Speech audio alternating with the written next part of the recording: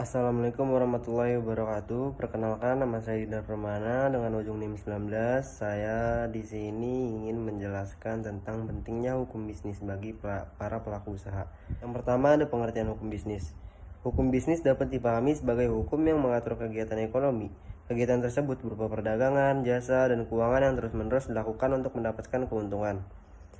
Menurut Dr. Yohanes Ibrahim SHM Hum, hukum bisnis merupakan seperangkat peraturan hukum yang diadakan untuk mengatur dan memecahkan masalah yang terjadi, terutama selama aktivitas manusia ke manusia di daerah hukum bisnis. Terdapat ayat yang berkaitan dengan hukum bisnis tersebut, yaitu Quran Surat Al-Baqarah ayat 188.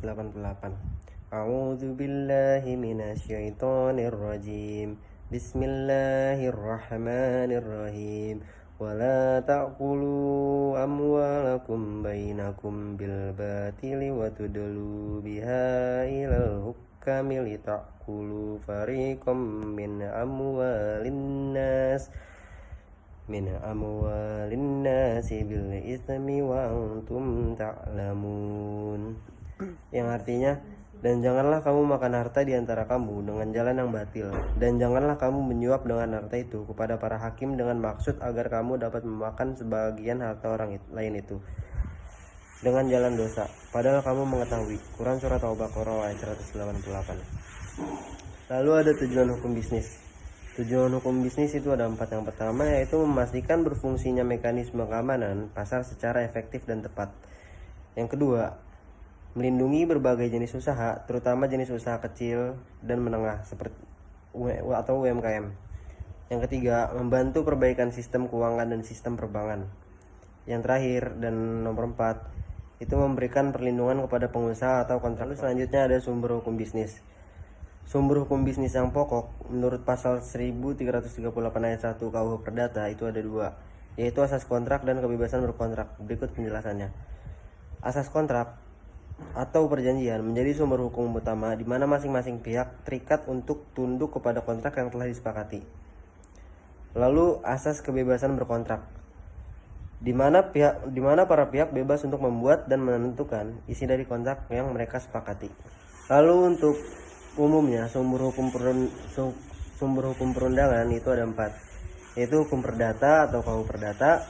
Yang kedua ada hukum publik, pidana ekonomi. Yang ketiga ada hukum dagang, KUH Dagang. Dan yang keempat atau terakhir itu ada peraturan perundang-undangan, KUH Perdata, pidana maupun KUH. Hukum bisnis selalu ada saat pertama kali pelaku bisnis melakukan kegiatan usaha yang dimulai dengan kesepakatan tertulis yang tertuang dalam suatu bentuk perjanjian berbentuk tertulis yang lazim dinamakan kontrak. Agar kontrak yang dibuat para pihak menjadi sah, maka harus dilihat dalam KUH Perdata, yaitu buku 3 KUH Perdata tentang perikatan. Buku 3 KUH Perdata menganut sistem terbuka atau open system, artinya bahwa para pihak bebas mengadakan kontrak dengan siapapun, menentukan syarat-syaratnya, pelaksanaannya, maupun bentuk kontraknya, baik secara tertulis maupun lisan.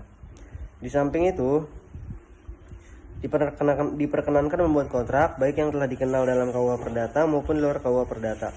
Hal ini sesuai pula dengan pasal 1339 ayat 1 KUH Perdata yang berbunyi, semua perjanjian yang dibuat secara sah berlaku sebagai undang-undang bagi mereka yang membuatnya.